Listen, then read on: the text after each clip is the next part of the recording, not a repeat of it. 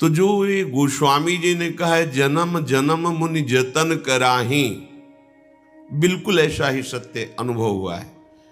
कोई बिरला ही शास्त्र सम्मत मार्ग में चल करके परम सिद्धि को प्राप्त होता है, नहीं तो शास्त्र ऐसा अरण्य है, जंगल है, जिसमें बहुतों की बुद्धि को फंसते हुए देखा है, निकल ही नहीं पा रहे।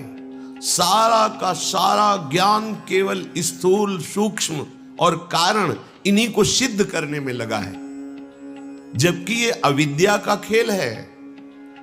ज्ञान तो इनको मिटाने के लिए है, इनको सजाने के लिए नहीं है।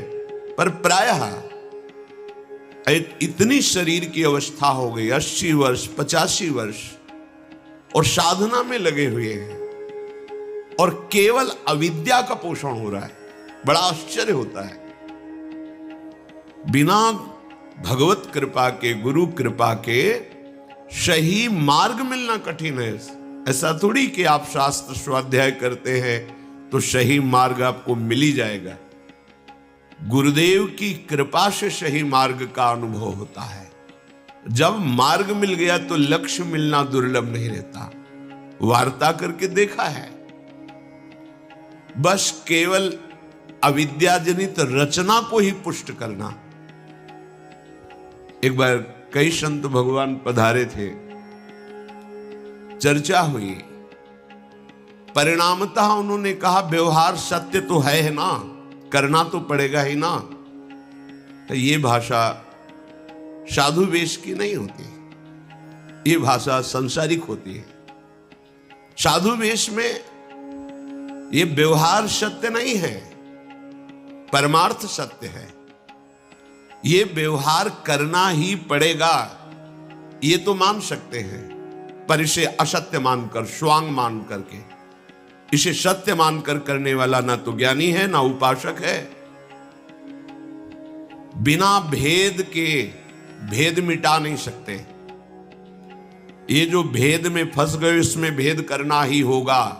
अन्वय और व्यतिरेक, अन्वय है, व्यतिरेक ये नहीं है, ये नहीं है, ये नहीं है, तो वहां पहुंच जाओगे जहां है। और जब है का अनुभव किया तो सर्वत्र वही है जिसे हम नहीं भी कह रहे थे। तब अनुभव हुआ सर्वम खलमिदम ब्रह्म ने नास्ति किंचन। पूरा जीवन व्यतीत हो जाता है, सूत्र का साक्षात्कार नहीं हो पाता है, और अपनी हम मान्यता को लिए बैठे रहते हैं, इसीलिए गतियां बदल जाती हैं। तो श्री भगवान गतियों का वर्णन करते हैं। यत्र काले त्वनावृत्ति मावृत्तिं चैव योगिनः प्रयाता यान्ति तं कालं वक्ष्यामि भरतर्षभ। हे भरतवंश में श्रेष्ठ अर्जुन, जिस काल में अर्थात जिस मार्ग में शरीर छोड़कर गए हुए योगी उपासक अनावृत्ति को प्राप्त होते हैं, अर्थात वो पुनः लौटकर जन्म मरण के चक्र में नहीं फंसते हैं, और जिस काल में मार्ग में शरीर छोड़कर गए हुए आवृत्ति को प्राप्त होते हैं, अर्थात पुनर्जन्म को प्राप्त होते हैं, उन दोनों मार्गों का मैं वर्णन करूंगा। सुनो, भगवान ऐसा कह रहे हैं। पहले श्लोक की 2-3 दिन चर्चा हुई थी। प्रभु कह रहे हैं कि मैं संपूर्ण संसार को व्याप्त करके विराजमान महान ईश्वर हूं। मेरी अनन्य भक्ति के द्वारा मेरे को तुम प्राप्त कर लोगे। यहां कोई क्रम मुक्ति जैसा वर्णन नहीं है, सीधे प्रभु के चरणों का आश्रय और निरंतर चित्त की वृत्ति का प्रभु में समर्पण, भगवदाकार वृत्ति तन्मया स्थिति में वो प्रभु स्वरूप हो गया, जीवन मुक्त जीते जी हो गया। शरीर छोड़कर कोई गति मिलेगी, काम खत्म उसका। वो शरीर रहते हुए भी परम गति में स्थित है, ये दुर्लभ बात। जीवित अवस्था में ही वो अनावृत हो चुका है, बड़ी कठिन बात है ये। विषयी सांसारिक पुरुषों की तो कहीं यहां गुंजाइश ही नहीं बात है। ये गति जानते हो किनकी है?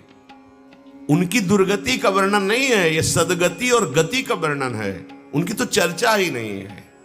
अभी पीछे सत्संग में देह में आसक्त पुरुषों की दुर्गति का वर्णन, वो दुर्गति का वर्णन है, ये गति का वर्णन है। ये साधारण लोगों की बात नहीं है, ये जो असाधारण साधना में लगे उनकी बात कही जा रही है।